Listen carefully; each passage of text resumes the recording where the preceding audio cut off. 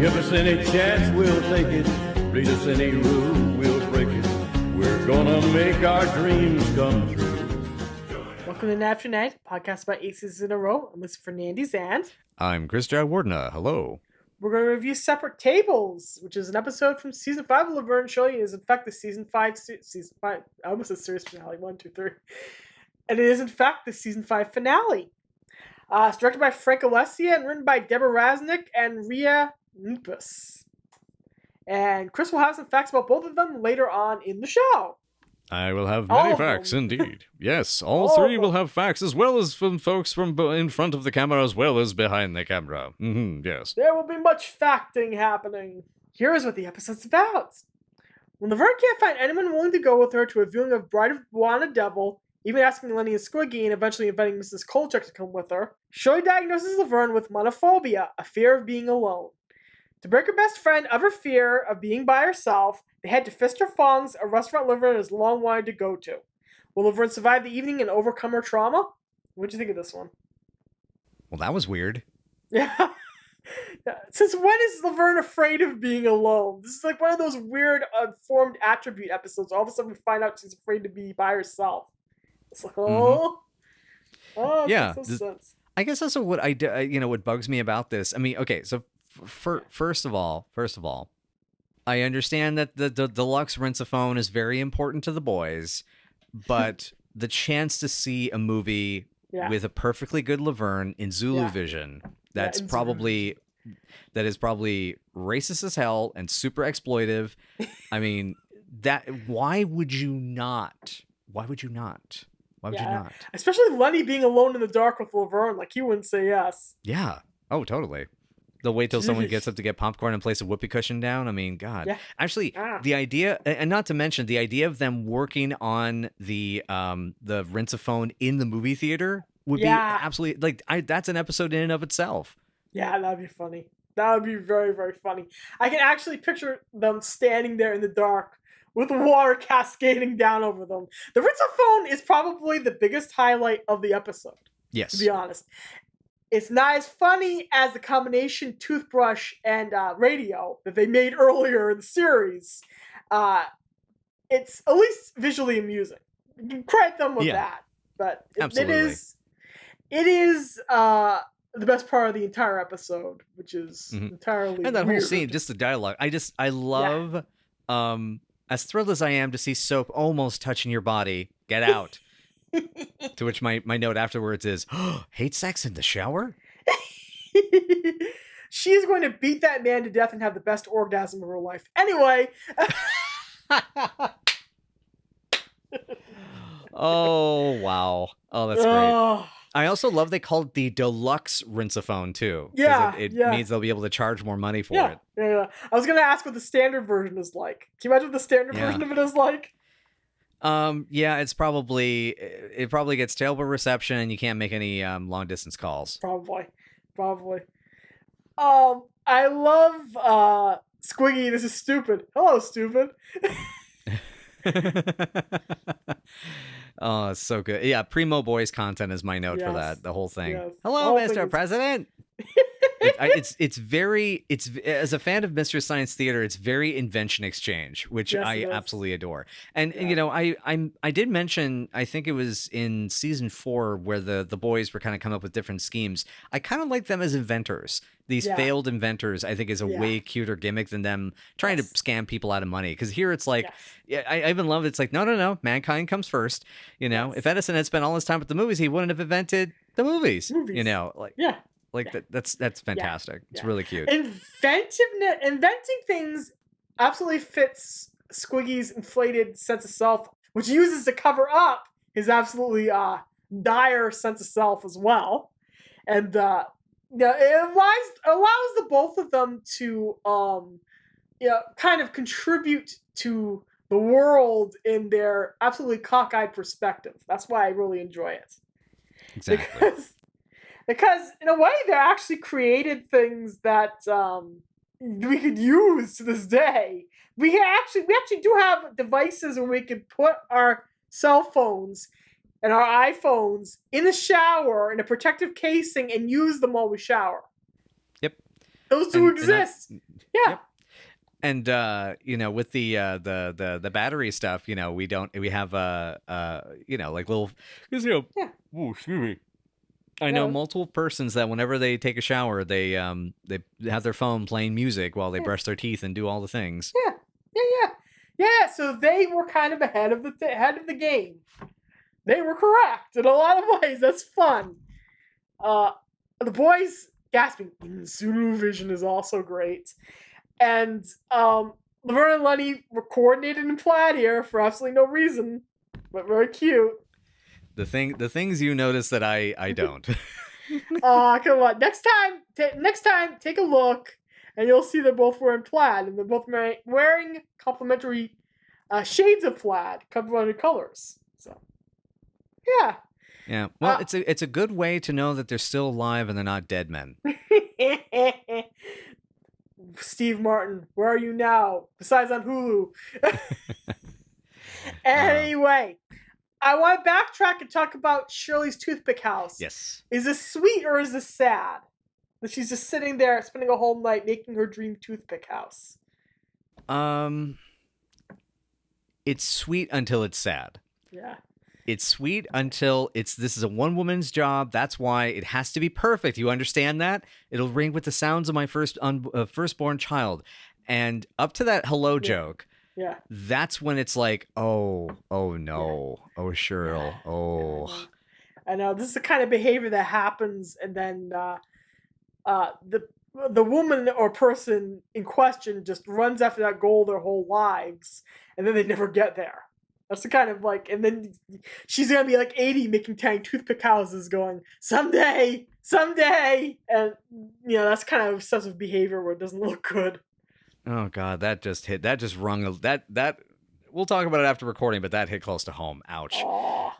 I didn't mean to. You probably know. Yeah, you probably know where that's going. Anyway, but yeah, but that said, it is cute and sweet. Before that, it's a split level colonial. The husband doctor and the dog named Dave. Those are all very cute. Yep. It takes us back to testing, where it even has the doorbell that chimes out the first few bars of High Hopes. Mm-hmm. Ding dong, ding dong, ding dong, ding dong. It's just so Shirley. She crafts these notions of total perfection in her head, where everything is pristine and beautiful. It's kind of like Audrey in Little Shop of Horrors. Yeah.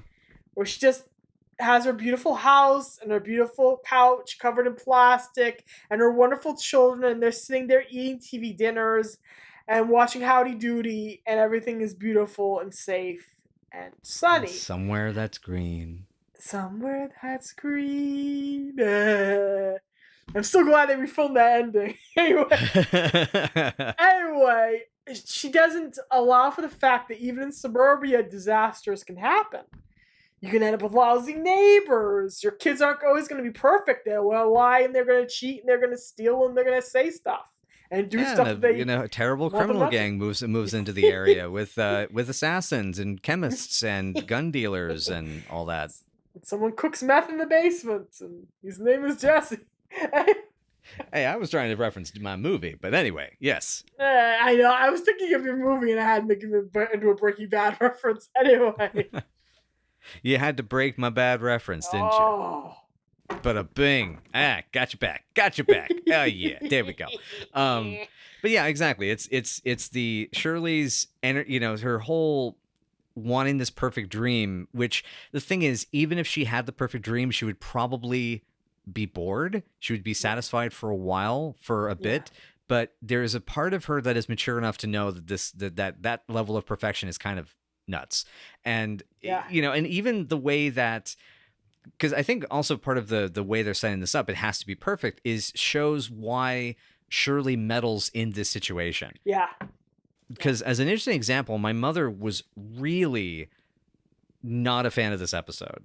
Yeah. She didn't hate it, but she really didn't like how Shirley pushed Laverne so far out of the comfort zone and was rather mean and in many ways selfish about, doing this and not doing it on Laverne's terms. That she was not, but that's, not only is that Shirley, that's Lily. That's her mom. Yeah, that's Lily once again puppeteering her daughter, so to speak. Not even from the great beyond. She's just in California. Yep. She's just puppeteering Shirley through her emotional pains, and she's over there trying to fix it. The thing is that she's trying to help. She thinks she's trying to help. Right. And in helping, she's not thinking of what Laverne needs. She's not thinking about anything other than I'm going to make my best friend better, and I'm going to do it and prove my intellectual superiority, so to speak. So, but yeah, her motives are pure, as per usual. Her motives are good. It's just, mess, because she doesn't think ahead, and she's not thinking of what her friend needs. She's just thinking of herself. Yeah, that's the more eloquent way of putting what I was going to say is she just doesn't get it. Yeah. It's a combination of not getting it and, wanting Laverne to be exactly like her. Basically. Right. It's exactly. There is a it's interesting. It kind of reminds me, like, I don't know why, but just talking about it, this sort of externalization that Shirley does towards Laverne sometimes. You know of Philip K. Dick's Velas trilogy, right? Yes. The books he wrote. Yes. And I'm thinking it's like she's trying to create a horse lover fat in Laverne. And for those at home that don't understand the reference, at the beginning of Velas, which is a pseudo science fiction novel by Philip K. Dick, the author of Do Androids Dream of Electric Sheep and We Can Remember It For You Wholesale and etc. Man in the High Castle. Yes. He describes that the events he's going to relay to you, the reader, are such that he requires externalizing it to the third person. And so he introduces the reader to Horse Lover Fat, but when you translate his own name, it's him. He's talking about himself. And the point, though, is Shirley does try to, as I think you're right, she's trying to make this mirror image out of Laverne because it's trying to say, if I can fix Laverne, I can fix me because she feels broken. Yeah. In a way, also, Shirley just wants Laverne to basically get a doctor like her, come and live beside her in the suburbs, and to her, that is the ultimate ideal. She wants her best friend to be safe, but isn't thinking about what Laverne wants. It's like not realizing that Laverne likes to play around with sailors, and that it's an important thing to her. She's just kind of no, you will do X, you'll do Y, you'll do Z. This is the girls' friendship kind of at its worst, in that the mother Cheryl instinct goes way over the top. Mm-hmm. To the point where it becomes smothering and controlling. So, yeah. But yeah. By the way, so we're gonna we to lighten things up a little bit, because I know this that got that got dense, and I got so we get to Shirley's still making the house. Laverne's gone off to the movie. She's trying to prove she goes off on her own for now. And we come back to Shirley. You did what in Daddy's slipper? Talking to the dog in the house. Pretending the house. Pretending with the house is great. Yeah. And then we find out that Laverne had a great time with the movie, but it's because she took Mrs. Kolchak. Which I love. That's a great scene. And I like that, but how dare Mrs. Kolchak throw Boo Boo Kitty in the trash? I now forever hate this woman. Well, she hates Shirley because Shirley wants to take Carmine from her. So she's of course gonna take all of her possessions, jam them in the trash, say a bunch of stuff like that. It stinks. But yeah, I can't. Not Boo Boo Kitty. Cheryl, go ahead. Boo Boo Kitty is an innocent bystander in this war between Feeney and Kolchak. Okay, we cannot allow more casualties in this war. We cannot allow more collateral damage. There will not be any crimes to be had. No more blood shed upon this battlefield. Yeah, I was gonna say, Mrs. Kolchak clearly had a hell of a time. They're gonna go pick up sailors after this. That whole thing was great. I love that bit. Yeah, that was cute. Let's go to the docks and pick up sailors.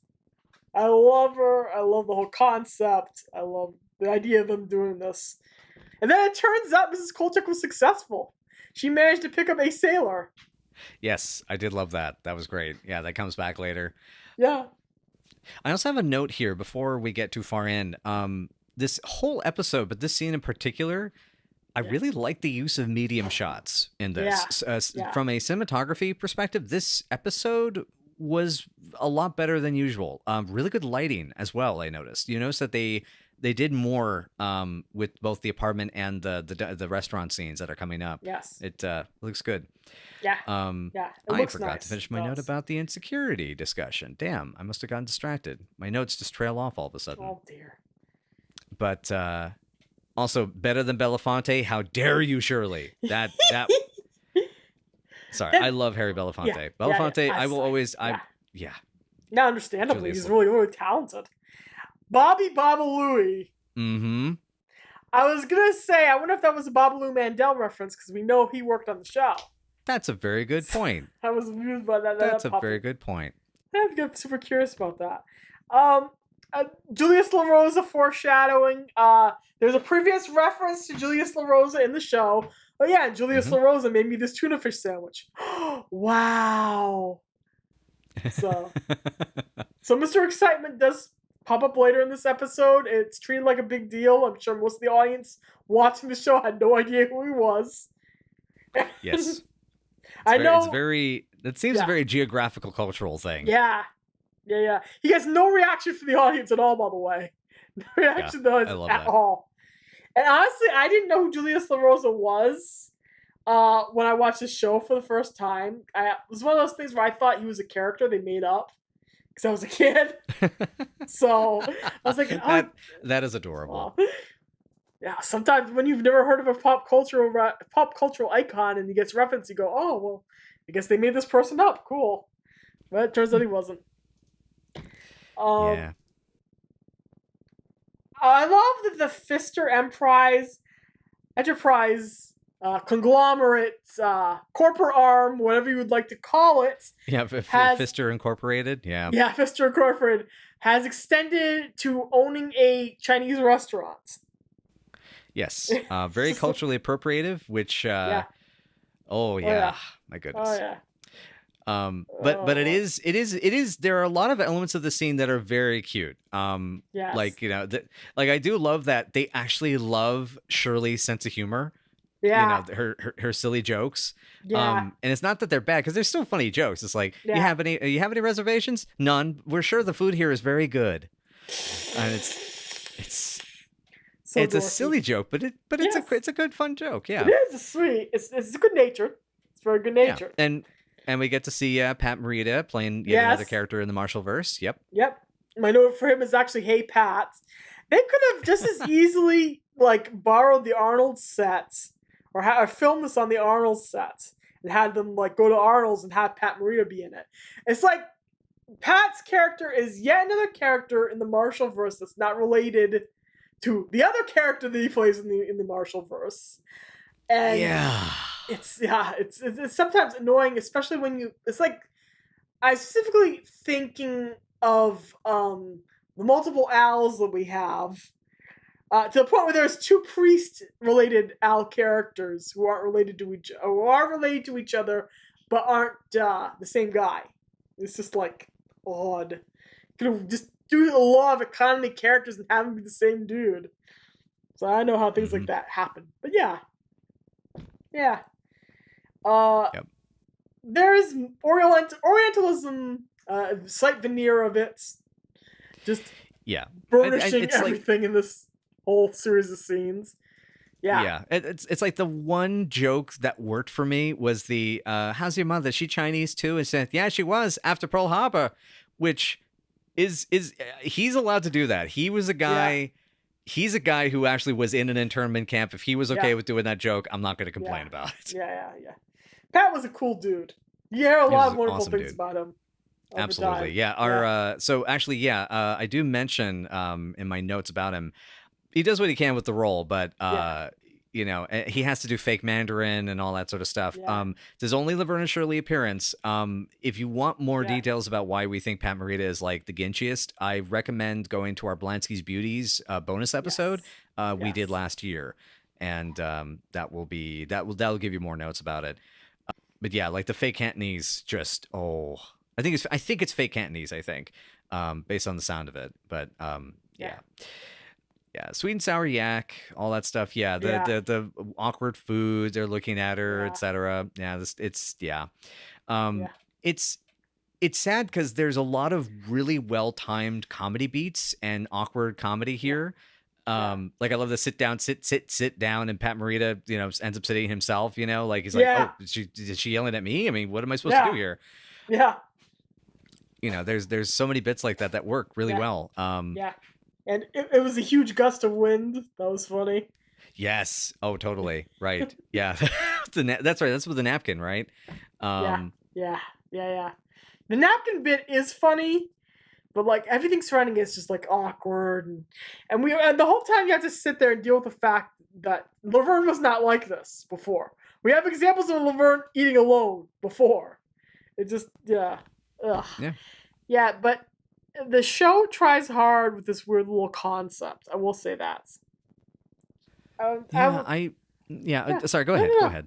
No, go. I wonder if this is one of those cases where the ideas seemed funny at the time, even though it was inconsistent. Because as we were saying, like they were just getting so desperate by this point for the ratings that it's like, let's give it a shot. Yeah. And I wonder to what extent Cindy and Penny felt protective of the characters and the actions that they take, because this, I think, because it's like, oh, that's cute, that's whatever, that's funny, that's whatever, poor pathetic Laverne. But I don't know, it also feels like an episode that kind of belongs in like the first or second season practically, because it's again, it's like in terms of character establishment, it's like this, we've seen this contradicted way too much. But hey, at least there's that guy from the mortician in the back. Hey, he resurfaces to stare at them and frown at them most concernedly. That's what it goes. Episode. Probably the one really, really, really good part of this whole thing is that Penny manages to kind of project Laverne's barely subliminated self-loathing here. Yeah. You can tell how much Laverne is ashamed of herself for feeling this way. She really shouldn't. She's allowed to feel this way. There's nothing wrong with wanting to be with someone or be around people versus being alone. It's if you want to work through it, you can work through it, but she doesn't need to be humiliated about it. Yeah. So, which is both what Shirley unintentionally, as well as the episode itself intentionally, does to her. Yeah. It's just an odd little episode with like a weird tone to it. I will say that much. It's like it's very, very, very unnecessary. The whole thing is like very unnecessary. Yeah. Also, what is up with the fallen rice on the floor? Was there an accident between scenes, or was there something cut, you think? I'm guessing that there was a mistake and they had to go back and reshoot. Is the whole scene is my guess. And they get all the rice up, or unless we are indeed missing scenes that ended up in the episode. There's always a possibility that we are missing footage, and this is the DVD. This is a syndication print that ended up on DVD. Yeah, so it's weird. Yeah, because it looks like an intentional like spill gag. Is I guess my point. Yeah. Based on the pattern. It's quite possible. Yeah, well. Absolutely quite possible. Yeah. But yeah. But at least she escaped. She made she did a good escape run, and it worked she well. She did do that. Frank and Edna's bit here. That's another highlight. Coming in their night clothes. Oh my god! What are you doing in a Chinese restaurant in your pajamas? It's only 7:30. Were you fooling around? No, I meant it. That was a great line. That is indeed a great line. My mom got a humongous laugh out of that. No, I meant it. I meant it. And then Edna wanting to go eat there, and like, but Laverne being horrified that her father now has a sex life with her mom. Right. It's really great. But yeah. How come you never take me to a restaurant like this, Frank? Well, look at the way you dress. Oh my god. Yeah, he's finally, as we said in the previous episode, Frank finally has a life that has nothing to do with his muffin and obsessing over her singleness and other things. So that's really nice to see. It's a welcome relief. Yeah, it is indeed. Quite. And then we find out Mrs. Kolchak is with that sailor and her phone is off the hook. Go her! Yep. Go her. Very good. Go her. Yep. It's cute. It's adorable. Incredibly adorable that she's getting some. And so Shirley tries to make it better with her speech about French, meaning Looney Tunes. Oh, God. It doesn't work. Nope. It's disastrous. Yep. They all just stare. Yeah. Yeah. Yeah. It's not good. It's yeah, it's weird. I enjoyed the episode more the first time than I have in going back to it and, you know, getting my mom's perspective and just kind of thinking about it myself and just realizing I don't know if I'm, because I guess the thing is it's part of the problem with episodes and stories like this is the whole Schadenfreude, you know, concept. You know, you're wanting to take pleasure and joy in someone else's suffering. It's yet another Laverne and Shirley episode or another Marshallverse episode that's punching down, in my opinion. Yeah. Which is strange because the show has developed such a nice reputation over the years of not doing episodes like that. We have like episodes like The Slow Child and episodes like Take Two, They're Small. Yeah. Or even Testing. I was going to say also Duke of Squigman. Duke of Squigman, yes. Where things like this are treated seriously.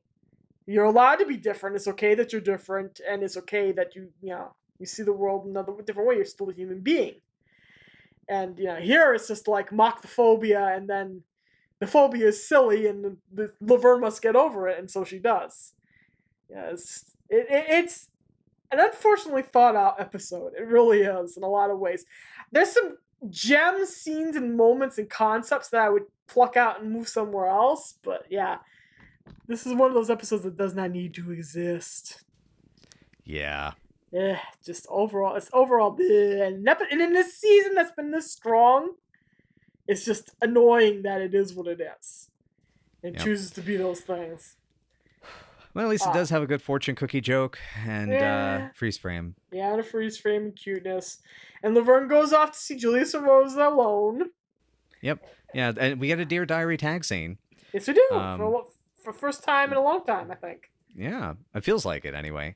A month since overcoming monophobia, stupendous progress, underlined stupendous, and went to see Julius LaRosa all by herself. Cue Laverne. And then, Julius LaRosa shows up, and Shirley freaks out, and can I get you something? Tea, coffee, a piano? Yeah. And then freeze frame 2, electric freeze-a-loop. Yeah.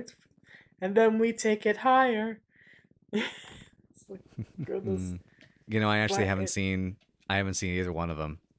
I haven't seen Breakin' or Breakin' 2. Gasp. Yeah. See, I was so okay. In my defense, I was too busy watching other films like Tenement, which I need to show to you finally. Oh yeah, I saw it a long time ago actually. No wait, no, the other Tenement.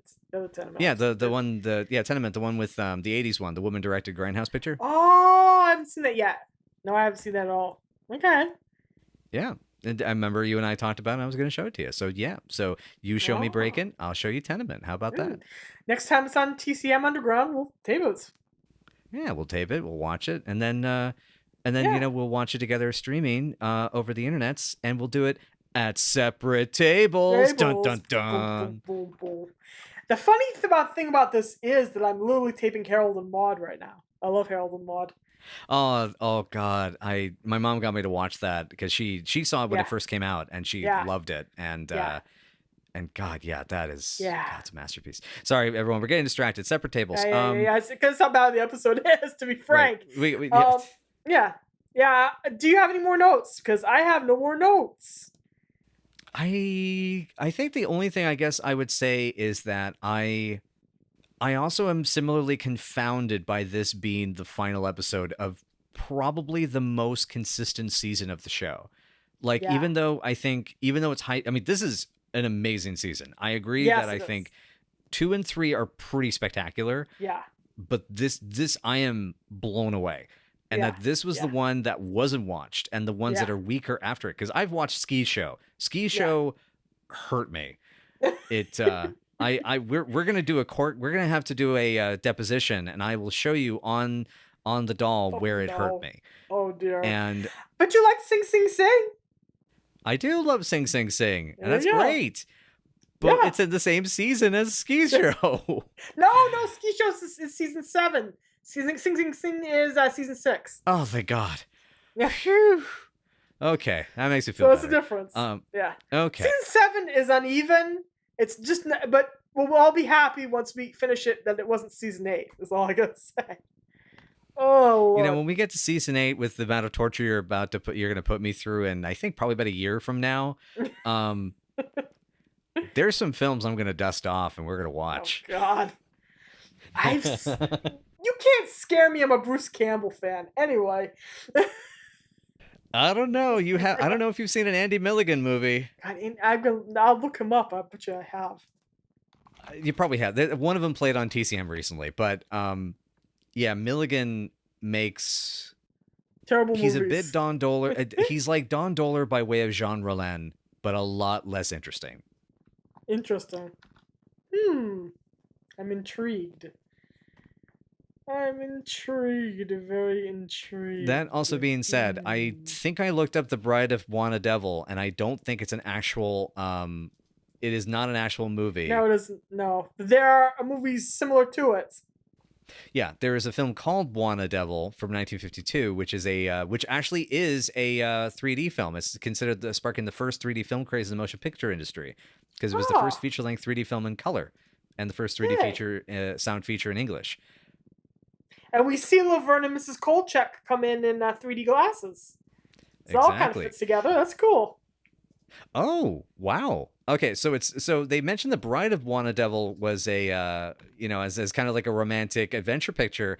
The actual Juana Devil movie, it's Arch Oboler, wrote, directed, produced. It's basically a low budget film with Robert Stack. It's about the Savo man-eaters. Huh. Okay. Yeah, that's new information. Yeah, I know. It's new information. Things I didn't know. Yeah. I So did it's not like, know. okay. So I didn't know that there was a film about this made at this time. Yeah. God damn. Okay, cool. All right. Today I learned. Anyway, so that's at least an interesting. Okay, I was able to get our movie discussion back on track to the episode. Thank God. You can tell us towards the end of a season, and it's been a really, really long month when we get to the point of getting distracted and wanting to talk about other things. But yeah, so behind the camera this week, it's interesting. We're talking so much about Mrs. Kolchak. We got to finally mention this is interestingly her last appearance in the show. She was played by Rose Mictum. We definitely want to give her a big send-off because holy cow, this woman's career. She was born in 1897. Damn. She appeared in a whopping 44 episodes of Get Smart, uncredited except for a single appearance. Oh. Afterwards, she did bits here and there, often playing older women in shows like Rhoda, My Three Sons, and was even uncredited in her first 3 appearances on Laverne and Shirley as Mrs. Kolchak. Now, after this, she got a few more bit parts before her last on-screen performance, which was, of course, as Mrs. Pierce in Gary Marshall's oddball comedy, Young Doctors in Love. She passed away in 1986 at the age of 86. She passed away in 1986 at the age of 88. Godspeed, you carmine-desiring splendor. Salute. Before also I forget as well, interesting to mention, okay, this woman is credited, even in the credits of the show, I double-checked, Helena Carroll as Irene. So I think she's one of the people in the background at the restaurant. Yeah. It's very cool to see her in the show, despite it being a minor role, because Helena Carroll was a longtime actor born in 1928. She got to do a lot of theater in London's West End by the age of 20 and was even on Broadway in Terence Rattigan's Separate Tables. Oh. So in the 50s, she moved to the U.S. and got into TV and film. She even got to play Mrs. Coyle in The Friends of Eddie Coyle. She's Mrs. Meredith in Ghost Story. She's Hester in The Jerk. And Madge in Sundown, Vampire and Retreat. Okay. Oh, that's where I would recognize her. Oh, that's cool. So she stayed. That's cool. She stayed acting off and on through the 90s and aughts until retiring before she passed away in 2013. It's very, very cool. It's very cool. That's awesome. And again, also before I forget, writer-director notes. The director, Frank Elysia, there he is. As I mentioned before on The Collector a few episodes ago, this is one of 3 episodes he'll direct for the show, including the nefarious Road to Burbank and Malibu Mansion. He was an executive consultant, we suspect as a writer, starting in season 5 and going until season 7. He was a B-movie actor turned writer. He seems to have retired after working on the show, but we'll see what we can dig up for this next episode of his that's coming up down the road. So for the writers, Deborah Raznick and Rhea Nepes. Before we get into the specifics, we must mention this is one of only 2 scripts that this duo are credited for. While Separate Tables is good enough, sure. Well, after telling Lisa which other one that this pair did, I'm sure do wish I could see that look in her eyes. Because, yep, this is the duo that wrote Sing, Sing, Sing in season 7, which we'll get there. You knew this already, didn't you? Yes, I did. I was hoping to surprise you. Yeah, it's amazing the difference in quality is all I can say. So after Laverne and Shirley, Deborah Raznick jumped to Mork and Mindy for a couple of years, did an episode of Sledgehammer, and wrote the majority of Adventures in Wonderland in '92. And she also did a segment for an OG Rugrats episode, the Stork one specifically, which is very cute. Aww. So Rhea Nepes, on the other hand, was already working on Happy Days by this time, took a little sojourn to work on this episode, then returned to Happy Days for 5 more episodes, and then worked on 3 more shows in the 80s, including The Red Fox Show, Just Our Luck, and Safe at Home. But it appears she retired from the show business after that, at least according to IMDb. They may have gone under a pseudonym. But anyway, so that covers our actor and writer-director notes for this week. Okay. But yeah, so, okay, I think that covers us up to ranking time then. Yes, it does. This is about 4, I think. Wow. No, maybe that. Yeah. I want to salvage the bit with the boys. That's really good. I like all the bits of Mrs. Kolchak. There's some good physical comedy in here. The little bit with Ed and Frank, and the bit with the napkin. But it's super unnecessary. It contradicts previous canon. It's got a bad message. It's important to say that if you want to overcome your fears and your anxieties and whatever you're facing in life and you want to do it, that's cool. What Shirley does, basically with their knee in Laverne's back, is not cool. It actually might actually result in the person freaking out and having a panic attack. So. True. It's not a good episode. It's not a necessary episode. Yeah, it's a 4 for me. It just really is.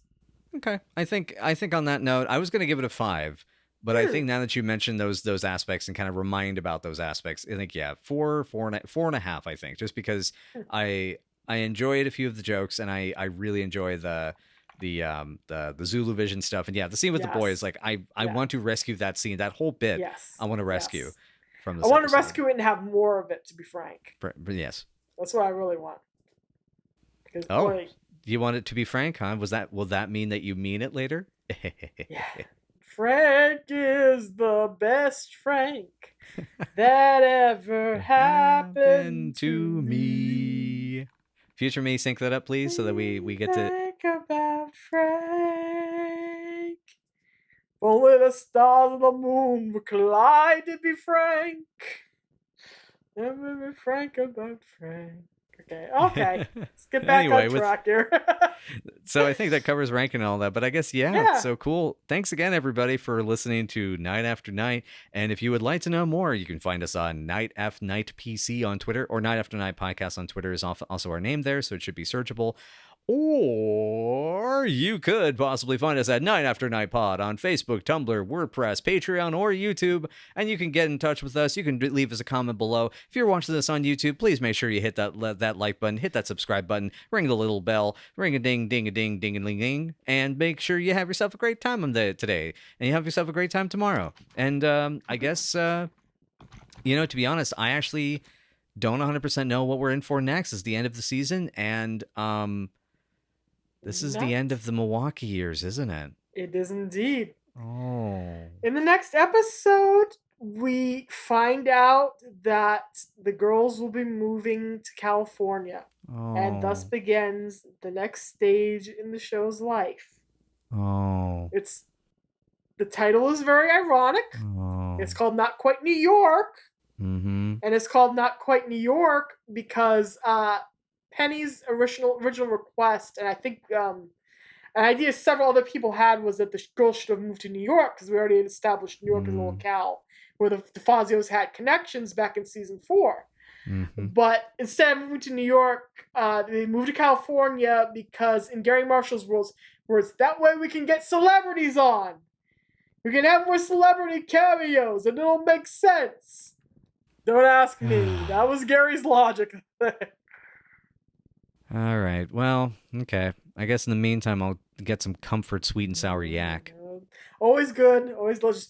What I was gonna ask what you thought of the whole season overall, but you already covered that one. So yeah. There's not much more to add. I mean, and not to mention, we're gonna do a top 5. We'll do a top 5. It'll be intense. Yes. I mean, maybe I don't know. Maybe no, you know what? I'll wait until after recording to ask that question. But yeah, it's okay. So we'll see. Not quite New York. Not quite Hollywood. Exploitation documentary. That's also good. You should watch that. We referenced Stunt Rock last week, and you should totally get in on that. Okay. Well, anyway, thanks again for joining us for yet another season of Night After Night, everybody. And I guess we'll see you then next time in the future.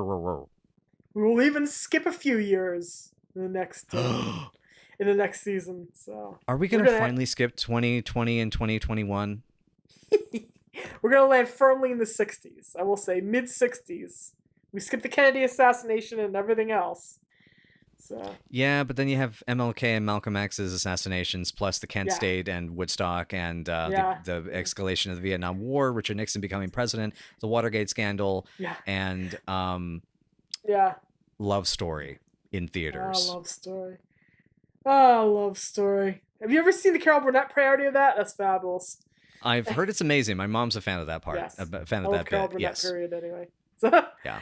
I was gonna say, not only does this show skip 5 years, it skips the Kennedy assassination and everything along the line. We're gonna address this more in the next pod. And then it absolutely skips Vietnam, and yet hair exists in this universe. So it's gonna be weird and complicated. Okay. I see what you're doing. Selective. Yeah. That is very Hollywood of them, though. Yes, it is. All right. They didn't want to deal with the heavy stuff, but the heavy stuff still happened. All right.